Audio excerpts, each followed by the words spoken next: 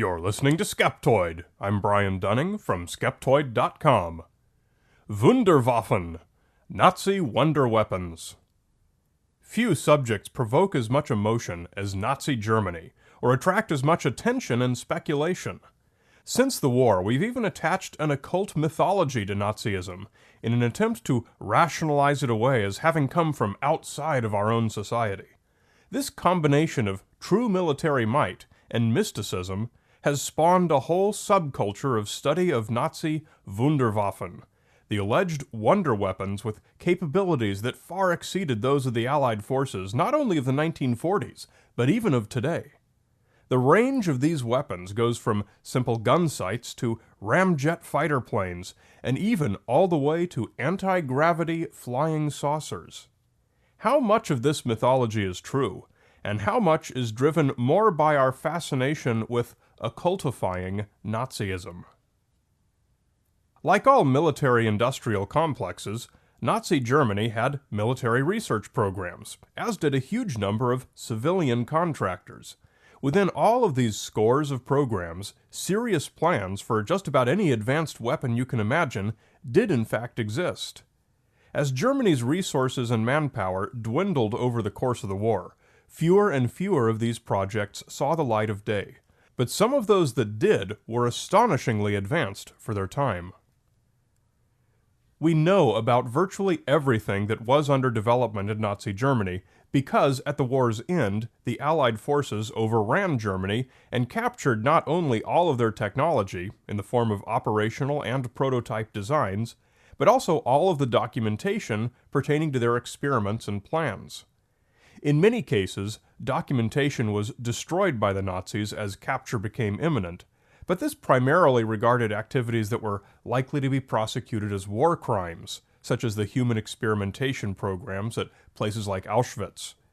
All of the significant factories and design bureaus were captured relatively intact, and we have a very complete picture of what the Nazis did and did not develop.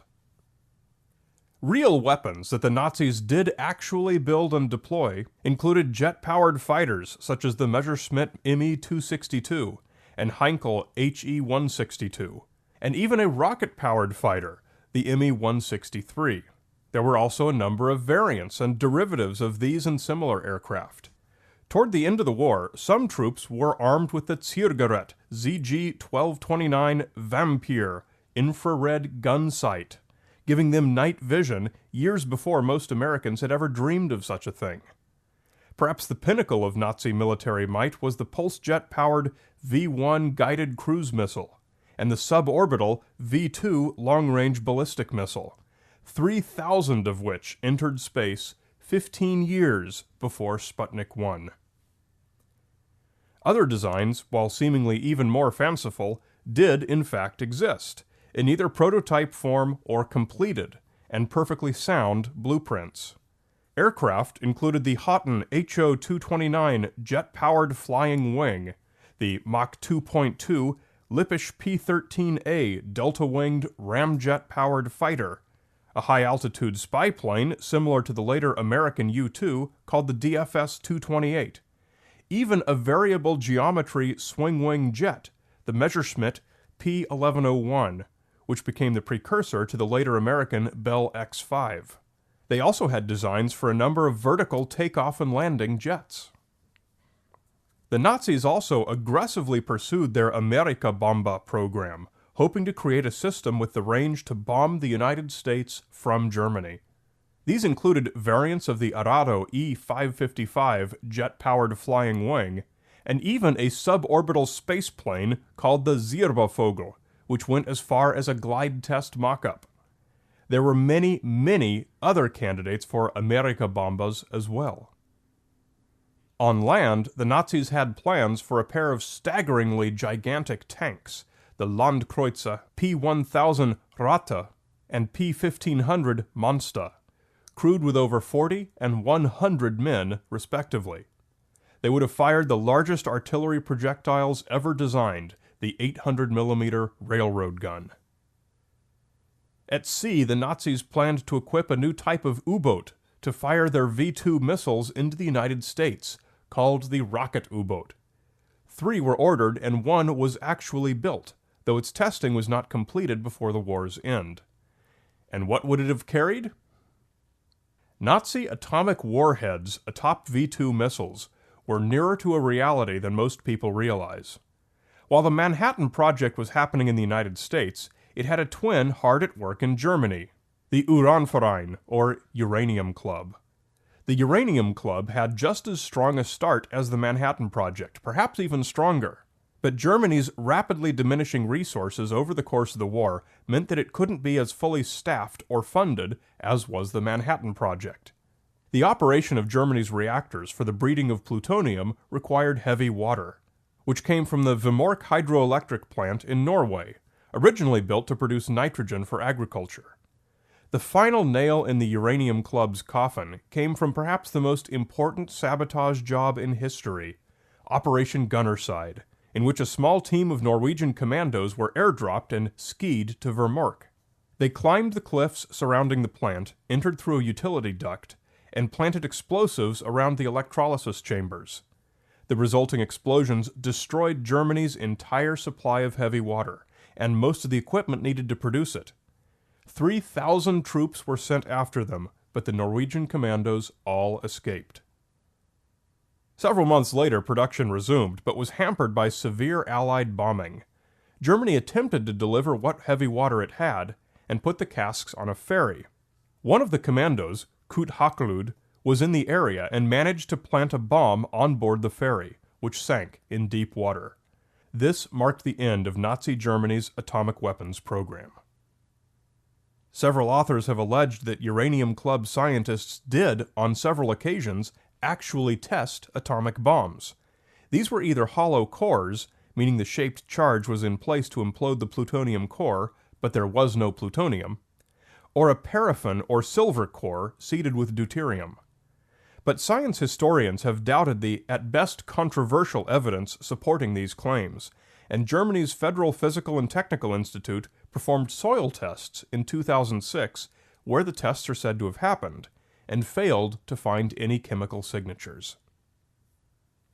And all of this brings us to the final and most incredible of the Nazi Wunderwaffen, known as Die Glocke, which means the bell. The bell is said to have been a saucer-shaped aircraft, usually powered by a pair of rotating drums containing a mysterious iridescent purple liquid. It is this family of Nazi flying saucers, known by various nicknames and designations, that most of the Wunderwaffe mythology centers around.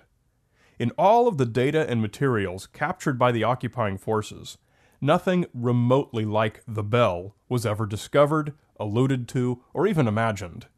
There is quite simply no record indicating that anything like it existed, outside of the undocumented claims made by a number of authors and individuals decades later.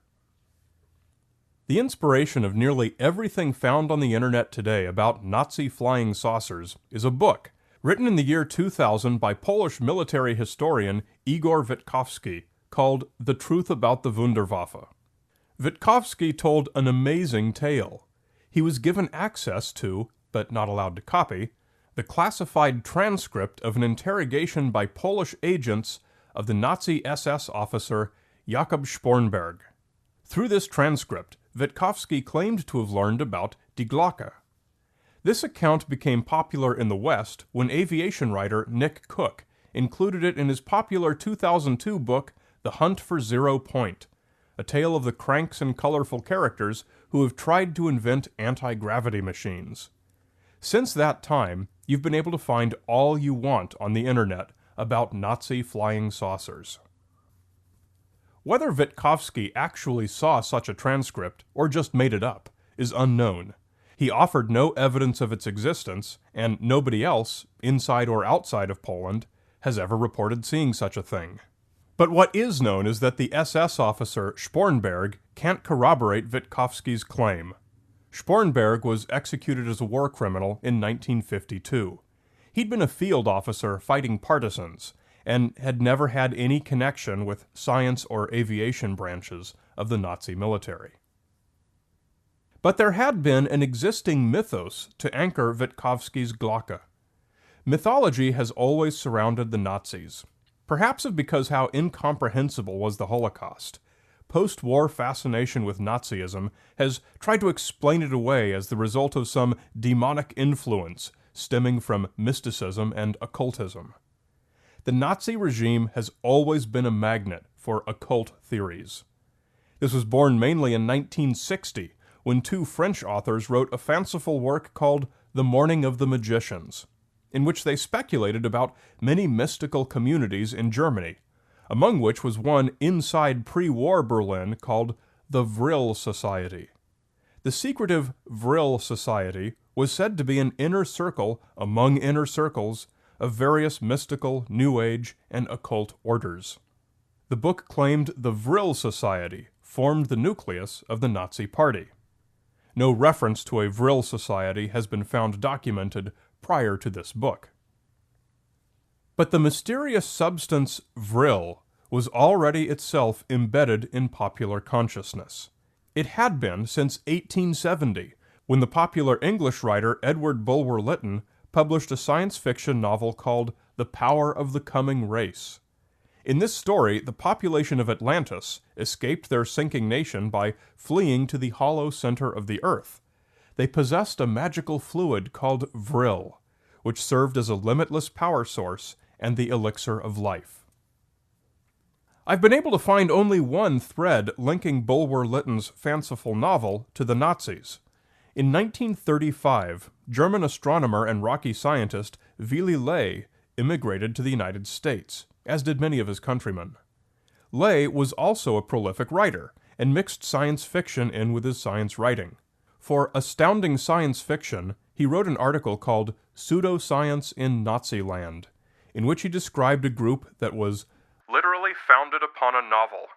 That group, which I think called itself Wahrheitsgesellschaft, Society for Truth, and which was more or less localized in Berlin, devoted its spare time looking for Brill. And so we have a more or less complete timeline of the genesis of the Nazi UFOs. They are entirely the invention of authors outside of Germany, leveraging the public's hunger for strangeness associated with the Nazis. Today, any internet search for some of these terms will yield a tsunami of hoaxed black and white photographs, conspiracy theories of cover-ups, interviews with cranks claiming to have some insider knowledge, and endless lists of model numbers and designations of Nazi flying saucers that never existed. Within aviation and military history, no reference exists to flying saucers powered by drums of Brill or anti-gravity technologies. It is the very nature of our perception of the Nazis that drives these tall tales of Wunderwaffen, not actual history. It's another case where the real wonder is in why the legend exists, not the legend itself.